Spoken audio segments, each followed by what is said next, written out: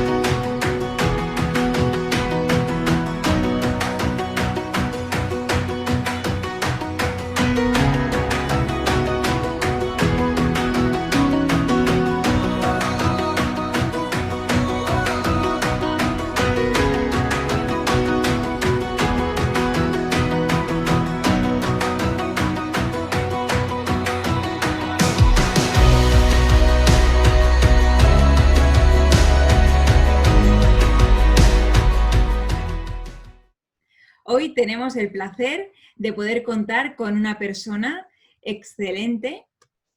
Lleva más de 15 años realizando su labor. Ella es abogada, tiene una amplia formación desarrollada en distintos despachos profesionales y se ha especializado en el derecho penal, penal económico, derecho de seguros y sobre todo derecho de familia, que es el que nos importa en relación con todo el tema de matrimonios, casarse o cuestiones pues que puedan venir luego a futuro, como pueden ser divorcios, separaciones, custodias compartidas o exclusivas, convenios reguladores, modificaciones de medidas y tantas cosas que hay que saber previamente a tomar una decisión tan importante como es la vida marital y casarse con la persona que realmente quieres. En mi caso he trabajado bastantes años con ellas y de verdad puedo recomendarla, precisamente por eso estamos haciendo con ella aquí el minicurso, porque es una persona 10, increíble, excelente, aplica como nadie la ley y cómo aplicarla para cada uno de los casos.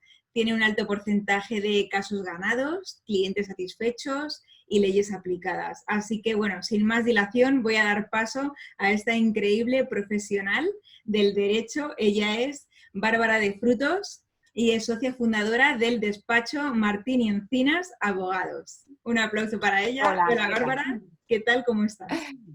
Muchas gracias, Rebeca. Bueno, después de esta presentación maravillosa ya no puedo decir nada más. Entonces, pues te agradezco muchísimo tus palabras.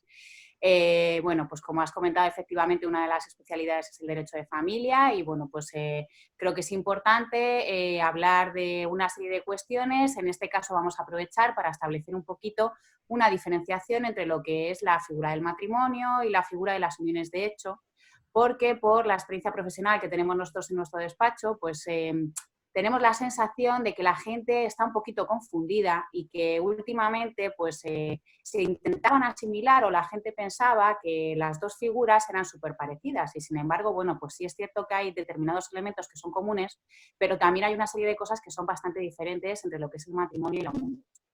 Entonces, para empezar, sí es verdad que tenemos que decir que son dos figuras que pertenecen al derecho de familia, pero que son dos figuras que son muy diferentes. Ya desde el punto de vista de la legislación vemos que existe una diferencia muy importante, y es que el matrimonio sí tiene una regulación a nivel estatal, está regulado en el artículo 44 del Código Civil, donde se establece la definición, y luego en el artículo 56 y en el artículo 57 se establece los requisitos que tiene que tener el consentimiento para el matrimonio y la capacidad que tiene que tener una persona para poder contraer matrimonio. Entonces, vemos efectivamente que es una institución de carácter civil, que además es una institución que tiene una regulación a nivel estatal y por lo tanto está sometida a ese derecho civil. ¿Qué pasa con las uniones de hecho? Pues si nos vamos al Código Civil no hay ningún artículo que regule las uniones de hecho. Entonces, no es que haya un vacío legal, sino que cada comunidad autónoma tiene la potestad de elaborar leyes para regular las parejas de hecho o no. Por ejemplo, hay comunidades autónomas, como es la Comunidad Autónoma de Madrid, que sí que tiene una ley de pareja de hecho. De hecho, ahora mismo hay 14 comunidades autónomas que sí que tienen leyes de parejas de hecho. No os las voy a enumerar porque es una información que podéis ver por internet, ¿de acuerdo?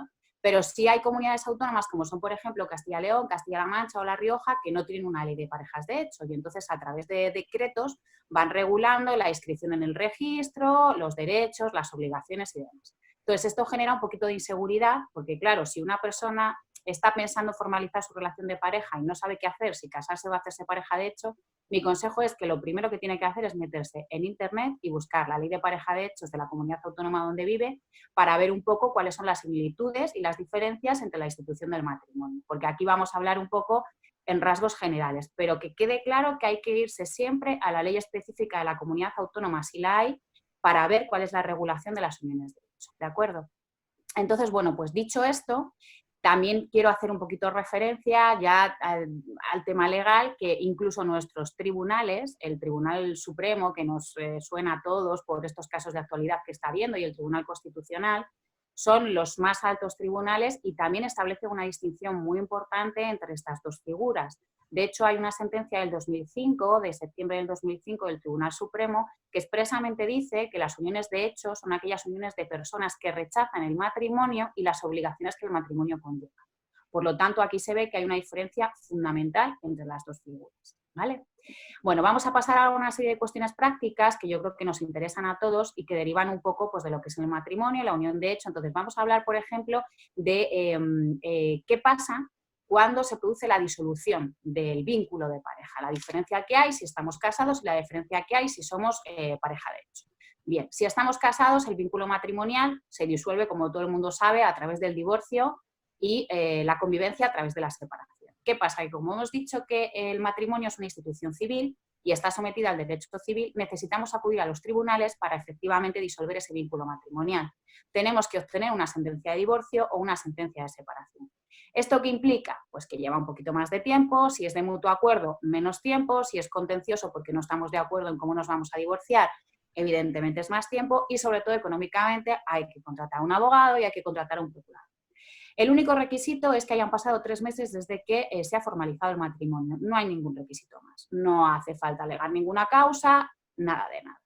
Con las parejas de hecho es más fácil. Es más fácil porque, aunque sí es cierto que se tiene que acreditar que se ha dejado de convivir durante 6 meses, no hay que ir a un juzgado, sino simplemente si las dos partes están de acuerdo, pues lo único que tienen que hacer es ir al registro donde se ha inscrito la unión de hecho y decir que ya no quieren seguir siendo pareja de hecho. Si no están de acuerdo los dos en disolver la pareja de hecho y solamente uno de ellos la quiere disolver, esta persona también puede ir al registro, firma un documento y es el encargado del registro de parejas de hecho el que se pone en contacto con la otra parte de la pareja para indicarle que se va a disolver. Entonces, vemos que sí es cierto pues que hay menor dificultad para disolver una unión de hecho que para disolver un divorcio. Cuestiones que derivan de una disolución, tanto de pareja de hecho como de matrimonio. Hijos, que tú lo has comentado antes, ¿no? Bueno, pues si tenemos hijos, en principio, con relación a los hijos, tema custodia, tema guardia, tema pensión, los derechos y las obligaciones de los padres son exactamente iguales para con los hijos nacidos de matrimonio que para con los hijos nacidos de unión de hecho. Aquí no hay ningún tipo de diferencia. Los niños también tienen los mismos derechos con respecto a los padres, los mismos derechos con respecto a la herencia de los padres, todo esto es exactamente igual, ¿vale? Con lo cual, bueno, pues es un aspecto a tener en cuenta porque la protección, tanto de uno mismo como con referencia a los niños, no varía. En cuanto a las adopciones, en teoría, y hago así, digo en teoría, se supone que los matrimonios y las uniones de hecho tienen las mismas posibilidades para adoptar, pero en la práctica la experiencia nos dice que se ponen más trabas a las uniones de hecho que a los matrimonios, ¿vale? Es simplemente una puntualización pues para tener en cuenta pues acaso alguien pues tiene en mente el tema de la adopción, ¿vale? En cuanto a la disolución del matrimonio, ya hemos dicho que no solamente por divorcio, evidentemente, sino que también pues, por fallecimiento de la otra parte y, sin embargo, en el caso de las uniones de hecho, pues también por fallecimiento de la otra parte se disuelve la unión de hecho y, bueno, pues también si la persona que forma parte de la unión de hecho se casa con otra persona, entonces sería una de las causas por las cuales se puede disolver la pareja de hecho. Pero bueno, básicamente es lo que hemos comentado con anterioridad. En relación al régimen económico que rige el matrimonio y que rigen las uniones de hecho, todos sabemos que cuando una persona se casa, normalmente pues se casa o en sociedad de gananciales o se casa en separación de bienes o puede hacer una cosa que se llama capitulaciones matrimoniales, que es un acuerdo privado entre las partes donde reparten los bienes como ellos quieran y lo elevan ante notario. Bien. Si no se dice nada, automáticamente rige la comunidad de bienes o la sociedad de gananciales, es decir, todo se pone en común desde el matrimonio. ¿Qué pasa con las uniones de hecho? Pues que esto no es así. Aquí no rige ningún régimen económico de manera supletoria como pasa con el matrimonio, sino que si se quiere una repartición determinada hay que hacer un acuerdo entre las partes y elevarlo a escritura pública para que quede constancia de cuál es el régimen económico. Entonces, es importante tenerlo en cuenta porque a la hora de que luego el día de mañana haya una disolución y se quieran disolver la sociedad de gananciales o se quieran repartir los bienes que haya en común, aunque haya separación de bienes, da más seguridad jurídica el hecho de tener un régimen económico establecido que el hecho de que no haya ningún régimen económico. Además, también, si hay un régimen económico, pues a la hora de ir a un procedimiento judicial, el juez tiene una base para poder dar una sentencia que disuelva de una manera mucho más sencilla este régimen económico, pero sin embargo, en la unión de hecho hay que tener cuidado, hay que ir a la comunidad autónoma en concreto, ver si efectivamente hay algo en la legislación o no y en función de eso, pues el tribunal ya decide o no decide cómo se tiene que resolver el conflicto entre las partes. Entonces, en este aspecto, yo diría, así un poco, con un poquito de humor, mini punto para el matrimonio, porque el régimen económico viene ya de serie y no hace falta gastarse dinero en ir a un notario y en realizar pues, una capitulación, que en este caso es no matrimonial, para regular ese régimen. ¿De acuerdo? Bien, con respecto al tema de la pensión compensatoria, que es una frase que seguro que alguno ha oído porque le ha pasado a un vecino o a un amigo y demás. Bien, ¿qué es la pensión compensatoria? Bueno, la pensión compensatoria es una pensión que se otorga a uno de los cónyuges, y digo cónyuges, no digo convivientes, ¿vale? Uno de los cónyuges cuando se rompe el vínculo matrimonial. Esto pasa, por ejemplo, típico caso que además es así, no es porque seamos machistas. Hombre y mujer que se casan, normalmente la mujer es la que deja el trabajo para ocuparse de los niños y de la casa y resulta que está 20, 25 años ocupándose de la casa. ¿Qué pasa? Que con 55, 60 años se disuelve el vínculo matrimonial y esta señora se queda con una mano delante y una detrás. Hay una desigualdad económica que se produce a consecuencia de la ruptura del matrimonio. Entonces, en este caso, como es una persona que ya tiene una edad en la que va a ser muy complicado que se reincorpore al mercado laboral y después de haber estado tanto tiempo sin trabajar, más todavía, pues entonces sí cabe que esta señora tenga una pensión compensatoria, es decir, que durante un cierto tiempo se le pase un dinero para ayudarla a tener una vida lo más digna posible. Bien.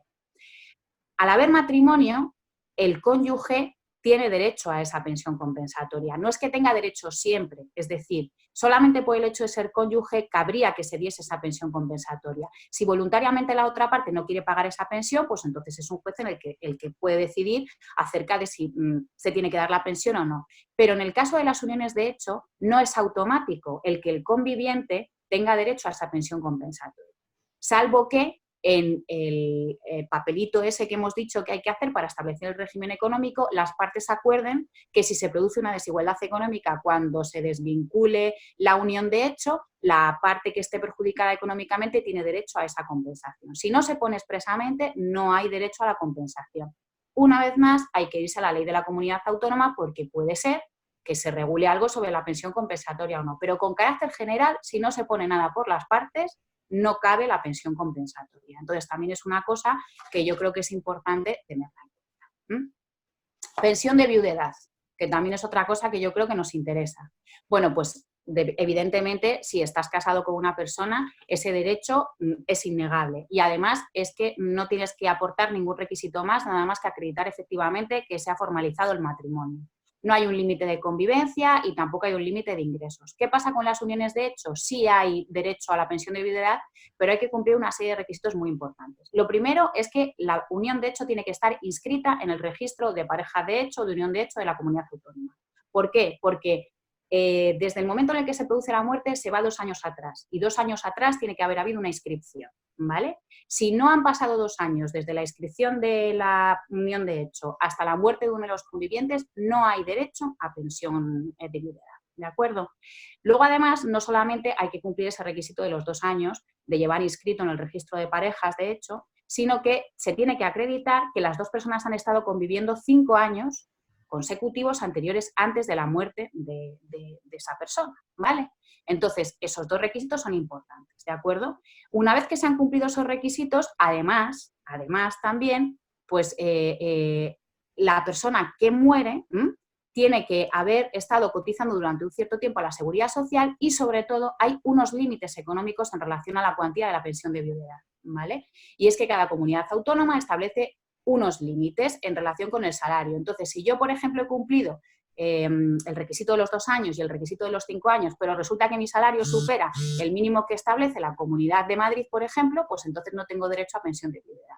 Cosa que no pasa en el caso del matrimonio. Entonces, aquí, palotito, puntito a favor del matrimonio en relación con la unión de hecho, porque efectivamente pues es mucho más beneficioso en cuanto a la pensión de viudedad. Bien, con respecto a la tributación, que creo que es una cosa que también interesa, la declaración de IRPF. Todos hemos oído alguno de, no, pues yo la hago de manera individual, no, pues yo la hago conjunta porque estoy casado. Bueno, pues esa posibilidad única y exclusivamente solo la tienes si has celebrado un matrimonio. Da igual que sea civil o da igual que sea por la Iglesia. Si estás casado, puedes hacer la declaración de IRPF conjunta o la puedes hacer de manera separada. Si no estás casado y estás unido de hecho, solamente cabe la posibilidad de hacerla de manera separada.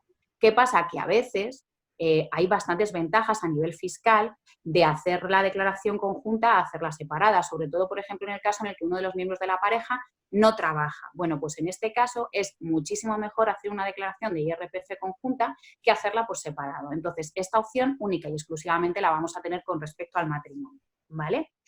Tampoco vamos a tener derecho a exenciones fiscales autonómicas cuando hagamos donaciones entre la pareja. Si nosotros hacemos una donación a nuestro cónyuge, sí podemos beneficiarnos de esas exenciones fiscales que se establezcan en la comunidad autónoma donde vivimos, pero si somos unión de hecho no tenemos beneficio. Luego, si por ejemplo subvenciones para ayudas públicas, becas y demás, todo eso es indistinto, tanto si estamos casados como si somos unión de hecho. Pero en el tema de donación y en el tema de la declaración de IRPF conjunta, ya hemos visto que solamente se puede hacer si somos matrimonio y no si somos unión de hecho. ¿Vale? Luego vamos a hablar de los permisos, que también es importante. Me caso, 15 días de vacaciones, que bien, estupendo y maravilloso. Unión de hecho, no tengo esos 15 días de vacaciones. No siempre, hay algunas excepciones, ¿de acuerdo? Por ejemplo, si somos funcionarios, sí tenemos esos 15 días de permiso, ¿vale? Y si nuestro convenio colectivo reconoce esos 15 días de permiso para la unión de hecho, también tenemos derecho a ellos. Pero por norma general, el Estatuto de los Trabajadores no reconoce esos 15 días de permiso. Entonces, si no somos funcionarios o no lo tenemos reconocido en nuestro convenio colectivo, nos quedamos sin esos 15 días de vacaciones, ¿vale? Que es una cosa, pues a la hora de organizar los viajes, tú lo sabes, Rebeca, no cuento con los 15 días, luego me cuento las vacaciones de verano. Bueno, pues en el caso de unión de hecho, no hay esos 15 días de punto, ¿vale? Bien, luego hay otros permisos que también son importantes, paternidad y maternidad. En este caso son exactamente iguales. Los mismos derechos rigen tanto para el matrimonio como para las uniones de pareja de hecho, ¿vale? Lo mismo pasa con las enfermedades graves, con los fallecimientos de familiares hasta el 2º grado. Es exactamente igual para las parejas de hecho que para los matrimonios. Entonces, bueno, pues en este aspecto es una buena noticia porque no hay distinciones. Asimismo, también tenemos que hablar de una serie de ayudas económicas. Por ejemplo, hay una ayuda económica que se llama subsidio por ayuda familiar. Bueno, pues esta ayuda solamente se puede solicitar en aquellos supuestos en los que haya matrimonio. Si somos unión de hecho, no. Y luego, en el caso del desempleo, no voy aquí a extenderme mucho, pero también es verdad que es más beneficiosa la situación cuando estás casado y solicitas desempleo que cuando estás unido. Hay una serie de connotaciones positivas que te da el matrimonio que hacen que sea más beneficioso la prestación por desempleo que en el caso de la unión, ¿vale? Asistencia sanitaria, bueno, pues aquí también yo puedo beneficiarme de la asistencia sanitaria que tenga mi pareja de hecho y si estoy casado, evidentemente, pues igual. La única diferencia con respecto a la unión de hecho es que tengo que acreditar un determinado tiempo de convivencia, que te lo voy a mirar aquí para no meter la pata, efectivamente, es 1 año, ¿de acuerdo? Entonces, si yo acredito que llevo 1 año conviviendo con mi pareja de hecho, no tengo ningún problema. Yo puedo ser beneficiaria de seguridad social o, bueno, de cualquier seguro que que tenga, si es funcionario y demás, seguro privado, ¿vale? Con respecto a los arrendamientos, los alquileres, que es una cosa que normalmente no se suele tratar, pero que yo creo que aquí es un aspecto que es importante. ¿Qué pasa si yo tengo un piso, soy propietaria del piso y lo tengo alquilado? Bueno, si yo muero, ¿mi cónyuge puede subrogarse en el contrato de alquiler y seguir cobrando ese alquiler? En principio sí, no hay ningún tipo de problema. Pero ¿qué pasa si somos convivientes, si somos unión de hecho? ¿También tengo el mismo derecho? Pues sí, en este caso tengo también el mismo derecho, ¿de acuerdo? Entonces, yo podría subrogarme en ese contrato de alquiler y podría seguir obteniendo un beneficio, que es el alquiler, de ese contrato, aunque la propiedad no sea mía. Entonces, en este caso, pues es una noticia buena también, porque, oye, pues es un ingreso que no puedes dejar de percibir, ¿vale? Y el tema último que voy a tratar, pero no por ello el menos importante, yo creo que es el más importante de todos, porque aquí viene la diferencia fundamental entre lo que es el matrimonio y lo que son las uniones de hecho, es el tema de las herencias o la sucesión, ¿vale? Aquí sí que es cierto que es, digamos, como la diferencia más notable, porque el cónyuge, solamente por el hecho de ser cónyuge, siempre tiene derecho a heredar del otro cónyuge. Supongo que os sonará el derecho de usufructo, famoso derecho de usufructo. Bueno, pues al estar casados, cuando el cónyuge fallece, ¿vale?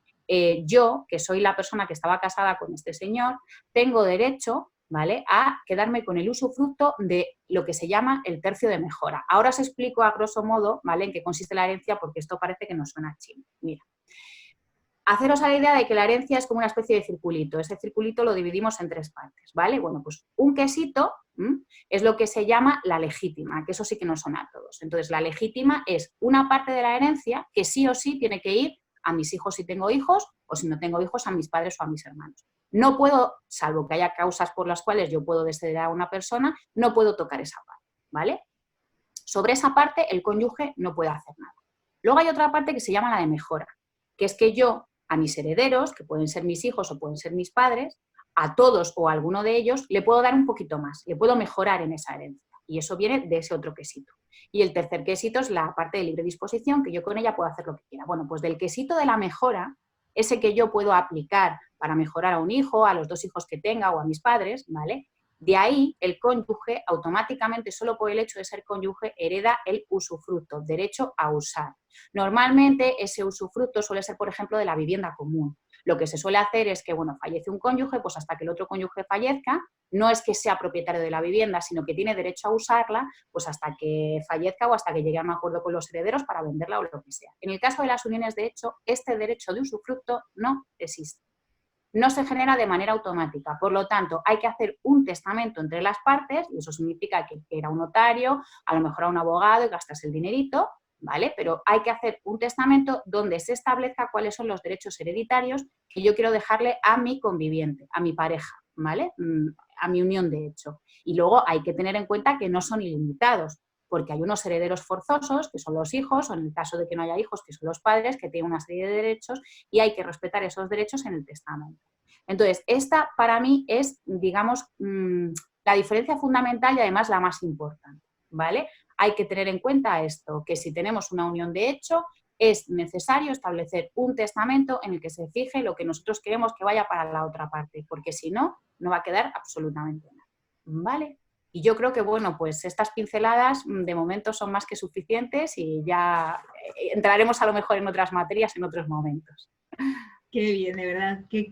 Cuánta cantidad de información. Y sí que es verdad que esta es la parte menos romántica de una boda, ¿no? O de cuando ya estás como queriendo formalizarte con la pareja que tienes.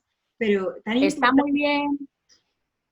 Claro, está muy bien fijarse pues, en todo lo que es parte de tu trabajo, que además es una cosa fundamental, todo el mundo quiere que el vestido esté perfecto, el traje del novio también, la peluquería, el maquillaje, los regalos, el salón, todo eso. Y claro, nos olvidamos de esto, que también considero que es importante planteárselo antes, sobre todo si te vas a casar, pues el tema de los regímenes matrimoniales. ¿Por qué? Porque luego a la hora de divorciarse, los abogados nos encontramos con que no, es que resulta que esto es mío y esto es de él, pero claro, como no habéis hecho una repartición y está todo en común, pues luego hay muchísimos problemas. Entonces, yo considero que lo más importante es, sí es cierto planificar la boda, pero tener en cuenta también todos estos aspectos para que si el día de mañana, Dios no lo quiera, se rompe el matrimonio, se nos acaba el amor, pues que haya los menores problemas posibles.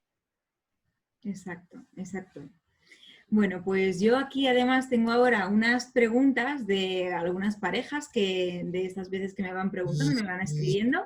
Y bueno, pues que todas las que son de tu tema, pues si te parece bien, te las voy a hacer para que les ayudes, para que Perfecto. punto de vista que les puedan dar. Intentaré responderte a todo lo que pueda. Venga, pues vamos allá con la primera. Nos dicen, hemos decidido casarnos y estamos viendo la opción de antes hacernos pareja de hecho porque parece más fácil. Ambos tenemos empresa. ¿Qué nos aconsejas? Bueno, a ver, yo en el caso de las empresas no creo que haya mucha diferencia, como hemos dicho antes, entre lo que es pareja de hecho y matrimonio. ¿Por qué? Porque en el matrimonio hemos dicho que existe la posibilidad de separación de los patrimonios.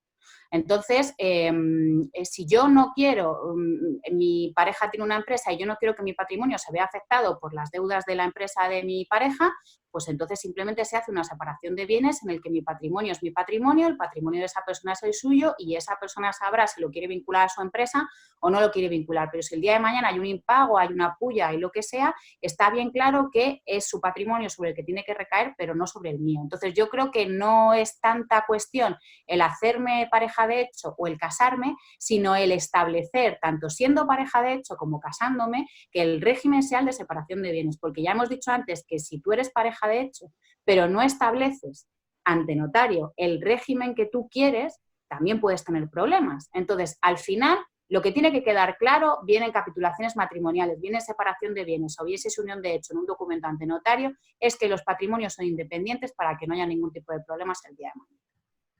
Claro. Vale, pues vamos con otra pregunta. Nos comentan, estuve viendo hace un tiempo un programa que decía que si eres pareja de hecho y te mueres antes de 3 años no tienes derecho a nada. ¿Es verdad? Bueno, algo has contestado ya, ¿no? Es lo que hemos hablado anteriormente, que uno de los requisitos que se exige es que se pueda acreditar una convivencia de 5 años anterior a la fecha del fallecimiento. Entonces, si es cierto que no se cumple ese requisito, no hay derecho a pensión de viudedad. Entonces, pues sí, es cierto que es así. Si son 3 años y no son 5, salvo que las leyes cambien de aquí a cuando te pase, ahora mismo, hoy por hoy, son 5 años de convivencia lo que hay que acreditar. Claro, así que cuidadito todos. Cuidadito. Vale. Tratarlos bien y que no se mueran antes de los 5 años. Eso es lo que hay que hacer. Vamos con otra entonces. Nos preguntan, ¿qué aspectos legales debería de cuidar? Me he casado hace un año y no sé si debería hacer ahora separación de bienes. La separación de bienes se puede hacer en cualquier momento, no hace falta que sea antes del matrimonio, se puede hacer posteriormente con lo que hemos hablado antes de lo que se llaman capitulaciones matrimoniales. Tú puedes otorgar unas capitulaciones matrimoniales y entonces te vas a un notario y haces una escritura de separación de bienes, ¿de acuerdo? Lo que pasa es que se considera ya separación de bienes a partir del momento en el que se hace esa escritura. Entonces, los bienes que se han adquirido desde que tú te casas hasta que haces la escritura de separación de bienes, en principio tienen la presunción de gananciales, de comunes. Las cuentas, el dinero que hubiese en las cuentas, los bienes que se adquiriesen, ojo, siempre he dicho, desde que te casas, ¿eh? Si tú, por ejemplo, tenías una vivienda de soltero, eso no, eso es bien privativo, pero desde que te casas hasta que haces la separación, salvo que la otra persona reconozca que ese dinero es solo de uno o ese bien es solo de uno, habría que repartirlo al 50% el día de mañana si se casa. Pero se puede hacer en cualquier momento la separación de bienes. Claro. Bueno, vamos con otra pregunta. Personalmente, ¿qué valor crees que aportan las bodas con Wedding Planner? ¿Prefieres las bodas que vengan referidas a ti con un organizador de bodas? Yo creo que sí, porque yo creo que da una garantía. Yo siempre soy de la frase que dice zapatero a tus zapatos. Entonces, igual que yo no me voy a poner a organizar una boda porque no lo sé, pues entiendo que una persona que es arquitecto tampoco se va a poner a revisar un contrato porque no tiene los conocimientos. Entonces, nosotros podemos aportar nuestras ideas, podemos tener muy claro en nuestra cabeza lo que queremos, pero no estamos acostumbrados ni a tratar con proveedores, ni a tratar con fincas de bodas, y nos la van a colar, porque son especialistas en colárnosla. Entonces creo que es fundamental que haya una persona que está acostumbrada a tratar con todo esto, que ha visto multitud de contratos, que se sabe todas las triquiñuelas, para que las cosas salgan bien y no tengamos sorpresas el día de mañana. Entonces yo, sinceramente, además cuando he tenido que hacer algún tipo de reclamación, siempre ha tenido éxito aquella reclamación de una boda que estaba gestionada por una persona con experiencia que tema de reclamaciones con fincas y demás, cuando se ha hecho solamente con particulares. Así que yo os recomiendo que os pongáis en manos de especialistas y, por supuesto, de Rebeca, que es la mejor. Gracias. Bueno, ¿das tus servicios en Madrid o a nivel nacional? Pues vamos a ver, nosotros en principio damos los servicios o tenemos el despacho en Madrid Capital de manera presencial. Sí es cierto que estamos acostumbrados a pleitear en toda España, pero claro, si tú quieres una relación más cercana, la sede la tenemos única y exclusivamente en Madrid. Ahora, no hay ningún problema en establecer videoconferencias por Zoom o por Skype o por cualquier otra manera y, evidentemente, desplazamientos puntuales a determinados lugares de España si hiciera falta. Pero vamos, lo que es la sede del despacho única y exclusivamente la tenemos en Madrid.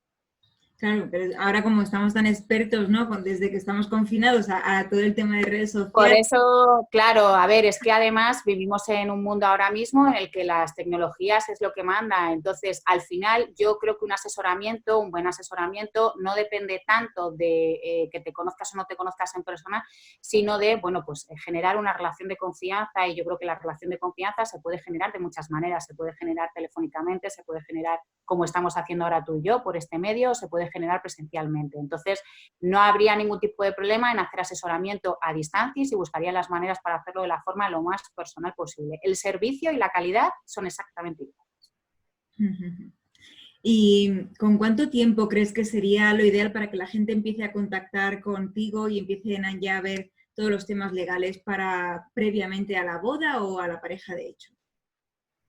Yo creo, o sea, no creo que sea tan importante el tiempo como, bueno, mira, ahora mismo que te lo estaba diciendo voy a hacer una rectificación, porque muchas veces estas cosas no se hablan y al no hablarse y luego ponerse sobre la mesa hay conflictos. Entonces, yo creo que cuando tú empieces a pensar en casarte o en hacerte pareja de hecho, sería importante hacer una consulta en un despacho especializado en estos temas. Que es un dinero bien invertido, porque así ya se ponen sobre la mesa muchos puntos que el día de mañana van a ser importantes, se sabe si efectivamente pensáis lo mismo y entonces si pensáis lo mismo, pues seguir hacia adelante y si no pensáis lo mismo, cada uno por su lado, es mi consejo. Así que yo creo que sería bueno que las parejas, antes de empezar a preparar nada, cuando ya se planteen que quieren dar un paso más, que se informen y una vez que estén de acuerdo en el paso que quieren dar, entonces ya que contacten contigo. Claro que sí. Bueno, y para toda esta gente que te está viendo ahora mismo, que les ha encantado el minicurso y que ha dicho, madre mía, la de cosas que hay que saber en lo legal antes de tomar una decisión, ¿dónde pueden Sí. encontraros? Bueno, pues mira, nuestro despacho lo tenemos en la calle Ferraz, en el número 28. Luego tenemos una página web, www.martinencinas.com. Estamos en Facebook, en LinkedIn, en Twitter, en Instagram. Si pone Martín Encinas, salimos por todos los sitios. Entonces, nada, pero vamos, fundamentalmente nosotros somos un despacho que nos gusta dar una atención personalizada, sobre todo en estos temas, que creemos que además es importante crear una confianza y bueno, pues tener una relación un poquito de feeling, ¿no? con el cliente. Entonces, bueno, pues tenemos los teléfonos siempre abiertos y las direcciones de correo electrónico para atender a todas las personas que lo necesiten. Así que nada, cualquier cosa estamos a vuestra disposición. Y que sí que es verdad, yo ahora voy a enfatizar este punto porque sí que es verdad que hay muchísimos abogados o abogadas con derecho de familia, pero hay muy pocas que sepan de bodas. Y ella es una de las que sabe de bodas, de las poquitas, vamos, yo la única que conozco de toda España, la verdad. Así que atentos a ella porque sabe un montón. Bueno, al finalizar habíamos dicho que hay un regalo, ¿no? ¿Cuál es ese regalo que tienes para la gente que se queda hasta el final de este vídeo? Pues nada, simplemente por habernos sido fieles y por haber seguido tus consejos y por estar aquí, pues las personas que quieran hacernos una consulta o que necesiten alguno de nuestros servicios van a tener un 15% de descuento en relación con las tarifas que nosotros hacemos. Claro que sí, muy bien, bueno, qué maravilla. Muchísimas gracias de verdad porque has dado un valor increíble y un montón de información súper útil, aplicable y que cada uno luego tendrá que ver sus cositas que todo el mundo tiene, ¿no? De sus particularidades, pero bueno, en general yo creo que hay unas grandes diferencias entre una cosa y otra que mucha gente parece al principio que es igual y no. Una cosa es casarse, otra cosa es ser pareja de hecho y ya luego cuando van pasando cosas en la vida, según vas andando con tu pareja, ya uno va pareciendo que es mejor que otro. Así que sí, es verdad que era importante saberlo esto. Muy bien. Nada, agradecerte a ti la oportunidad de poder haber estado aquí contigo y con la gente que te sigue.